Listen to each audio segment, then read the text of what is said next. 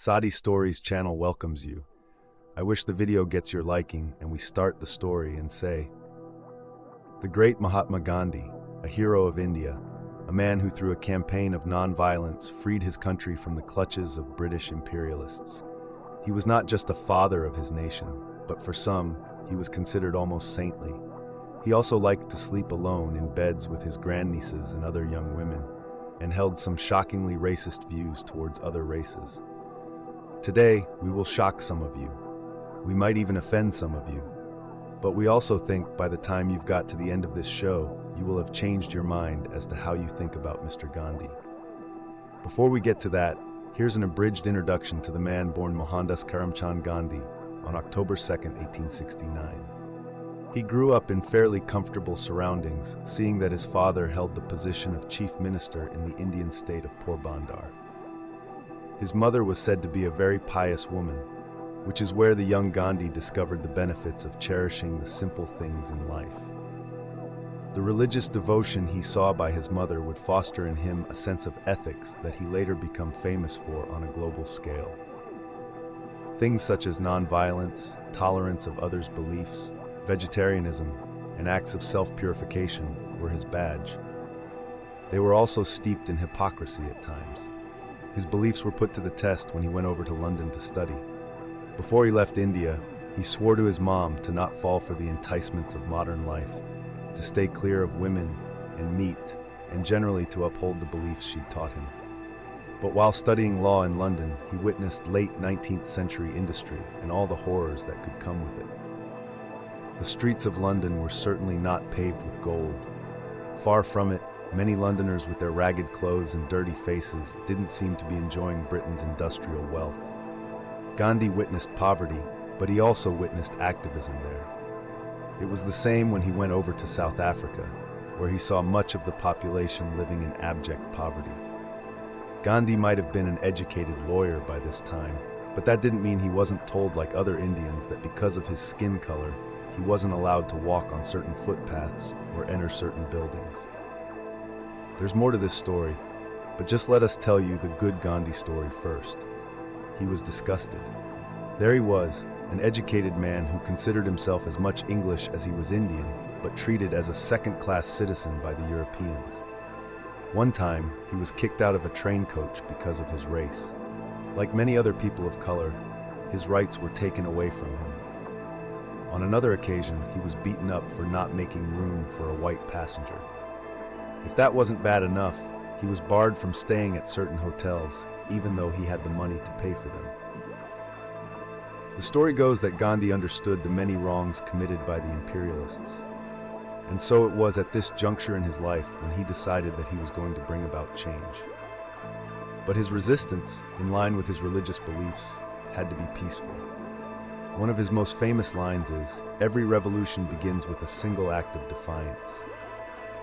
And this is how he began fighting for the rights of Indians. This is how he got a name for himself as an activist, which on one dark day in Durban, South Africa, almost got him lynched by a mob of angry white folks. He spent several years in South Africa, but he knew that India needed him. When he announced his departure from Africa, a statesman wrote, "The saint has left our shores." This statesman was a white South African. He finished the sentence, "I hope forever." Back in India, Gandhi carried on fighting for people's rights. He'd been beaten up, he'd been jailed, he'd been harangued and oppressed, but he still preached peace. He might have supported the British war effort, but he also never shied away from criticizing the British imperialists. We apologize to our Gandhi enthusiasts for skipping over many years of his life, but we think most of you know that this man became one of the most powerful people in India. His form of Indian nationalism was embraced by much of the country, most of the country in fact, and they started to believe that with the right will, the Indian people could be free of the British.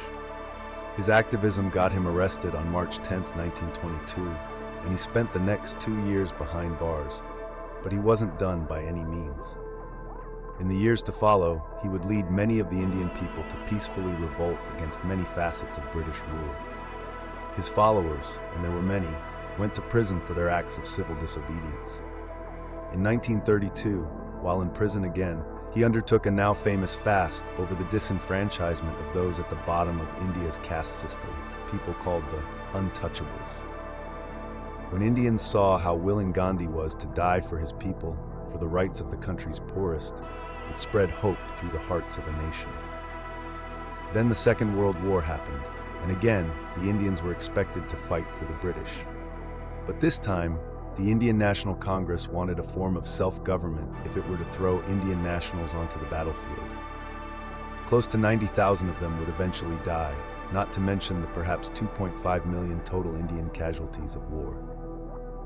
Before the war ended, Gandhi had already started the Quit India movement, and then on August 15, 1947, India finally got its independence. Okay, so what you've just heard is the condensed story of a man who saw cruelty and unfairness in the world and wanted to do something about it. He then took considerable risks in fighting the perpetrators of these wrongs, and he made it his life's work. It's now time we got into costume and became the devil's advocate. Here's a quote for you. Hitler killed 5 million Jews. It is the greatest crime of our time, but the Jews should have offered themselves to the butcher's knife. They should have thrown themselves into the sea from cliffs. It would have aroused the world and the people of Germany. As it is, they succumbed anyway in their millions. Yep, those were the thoughts of Gandhi. He was taking nonviolence to another level, and he was not surprisingly condemned for saying such things. While his beliefs might not exactly fall into an ugly truth category, his moral absolutism just made no sense at all to some people, especially those under attack from Germany. When the Nazis were bombing England, Gandhi seemed to think the Brits should not bother fighting back. This is what he said about that. I would like you to lay down the arms you have as being useless for saving you or humanity. You will invite Herr Hitler and Signor Mussolini to take what they want of the countries you call your possessions. If these gentlemen choose to occupy your homes, you will vacate them. If they do not give you free passage out, you will allow yourselves, man, woman, and child, to be slaughtered, but you will refuse to owe allegiance to them. In hindsight, we all now know the many added horrors that would have occurred had governments followed Gandhi's instructions and just allowed Nazi Germany to do what it wanted. His assertion also sounds much worse when you consider some people now say that Gandhi was a racist. In 2019, in the African nation of Malawi, people were saying just that. In Ghana that same year, a Gandhi statue was taken down at a university. You might think that's strange given what we told you about Gandhi fighting for people's rights when he was in South Africa. Well, in Ghana, many people right now don't have much love for Gandhi, which can be seen on Twitter when folks use the hashtag Gandhi must fall. Maybe you think that is a bit severe, but it sounds righteous enough when you know some of the racist things Gandhi wrote back when he was in Africa. For instance, he once wrote that white folks, despite their flaws, should be the predominating race in South Africa. You see, the young Gandhi, as you know, went over to England to get himself an education. It seems it was his dealings with the ruling British that convinced him that the Europeans were just more civilized than black people in Africa. We should say that he changed his entire stance in time and became an anti-racist, but it wasn't always like that.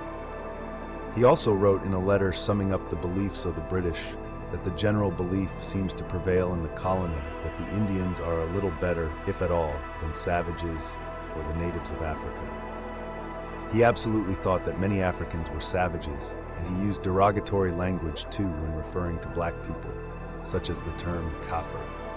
In 1904, he wrote another letter stating that he was upset about these people living among Indians, saying, "About the mixing of the Kafirs with the Indians, I must confess I feel most strongly."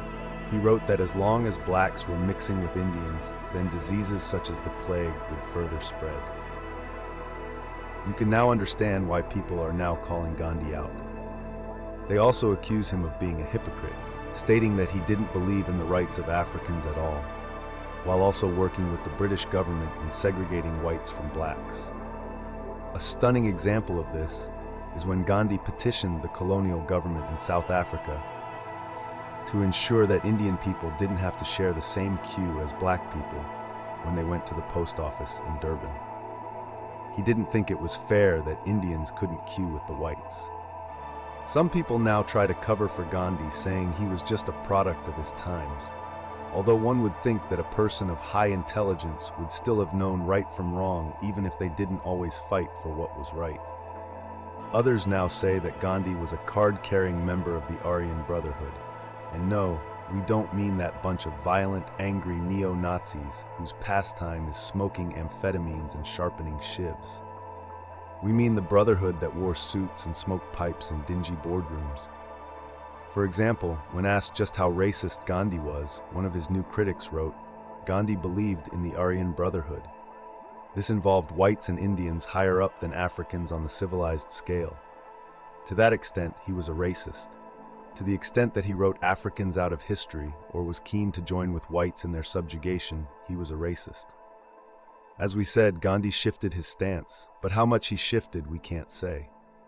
The question is, when he was telling people to lie down for the Germans, did any part of him still believe in superior races?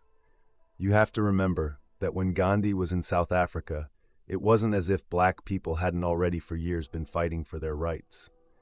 You can't just say Gandhi was a product of the times, because he knew very well that a race of people rightly felt they were violently oppressed. When Gandhi was in England, he spent most of his time hanging out with intellectuals and the odd vegetarian, and then once he was in South Africa, he found himself having to share the same train carriages and join the same queues of a people he referred to as coolies. He hated this. That much was evident in 1906 when, during the Zulu Rebellion, Gandhi supported the British in what he termed the Revolt of the Kafirs.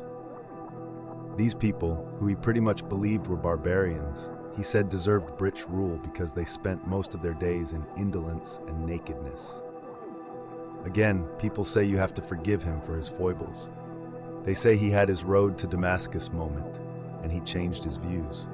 Nonetheless, as his critics still point out, even if he did hold some racist views on racial hierarchies, why could he not ever refer to African people as Africans and not coolies and Kafirs? His utter lack of respect for Africans was evident when he attended a dinner party held by the British imperialist Hugh Wyndham, 4th Baron Leconfield. Gandhi was overjoyed to be seated next to some of the empire's toffs, and he quite enjoyed his aubergine cutlets and plum tart. He gave a speech about his leaving Africa, saying he hoped the Europeans of South Africa would take a humanitarian and imperial view of the Indian question. But one of his biographers pointed something else out. That was the fact Gandhi never said any farewells to any Africans, even though he'd been in Africa. That biographer said Gandhi didn't think Africans deserved a goodbye message. We hammered this point home just a little bit, only because you have to admit that it's quite a huge deal when a human rights advocate fighting to end discrimination went along with discrimination and human rights abuses. If he was flawed in public, what about his personal life? Things get even more strange now. Gandhi once wrote to his son that a person who marries in order to satisfy his carnal desire is lower than even the beast. He had no time for casual sex and human relations, and he himself became celibate at age 38. He'd gotten married when he was 13, but turned away from sex later. So then why did the Guardian newspaper write that Gandhi was prone to having weird, manipulative flirtations with young unmarried women? Why also, in 2021, did some people in California knock down a statue of the great man? The answer is that some people think Gandhi wasn't just hypocritical when it came to racial equality, but also in relation to his thoughts on sexual purity. When it was decided that the statue in California should be re-erected, a group called the Organization for Minorities of India was dead set against it. When asked why, a spokesperson for the group explained, Gandhi was instrumental in influencing national treatment of women in India. He said, "My life is my message," and the life he modeled for the nation was one of sexually exploiting his grandnieces and many other teenage girls under the guise of performing celibacy experiments. Gandhi stands accused of being sexist, racist, and also of committing creepy acts with young women. Like other spiritual leaders that have tainted the earth with their footsteps, Gandhi has been called a predator, which we don't have to tell you is a really bad look for someone touted as being a man of peace with a pure soul. Nonetheless, when people are accused of such things, we should hope there's a lot of evidence, or even some evidence to back it up. Well, he was against birth control, unless it was the kind of control that involved a man or woman taming their animal passions. He once said if people have too much sex, they will become soft-brained, unhinged, in fact, mental and moral wrecks. Then, when he was an aging man in the 1930s, he asked his young grandniece to get into bed with him. He told her that it was an experiment to see if he could control his own animal passions. As bad as it looked, he didn't hide what he was doing, which was to test or further test his conquest of sexual desire. It's written that he didn't care what people thought about it.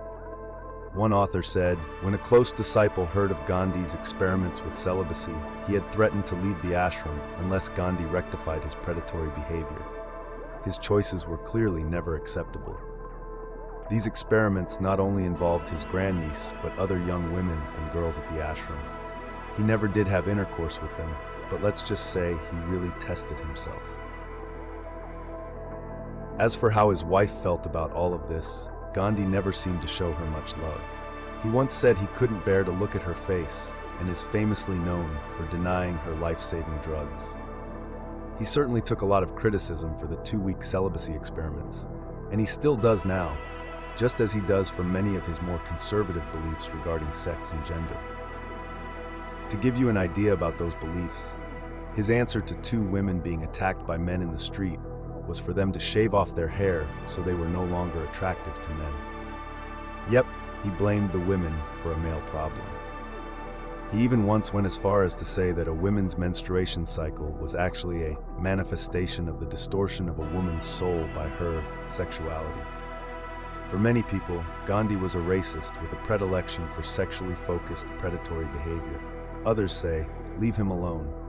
The man did good on the whole, and can be said to have done something not many people can attest to in actually changing the world.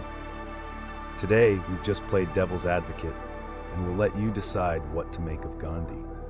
The blacker parts of his life don't figure much when it comes to his legacy, but hey, mythologies are rarely interested in nuance. Now you need to watch another myth. And now I need you to write an idea from you to prepare it for you, and make a like and subscribe, my friends and my friends.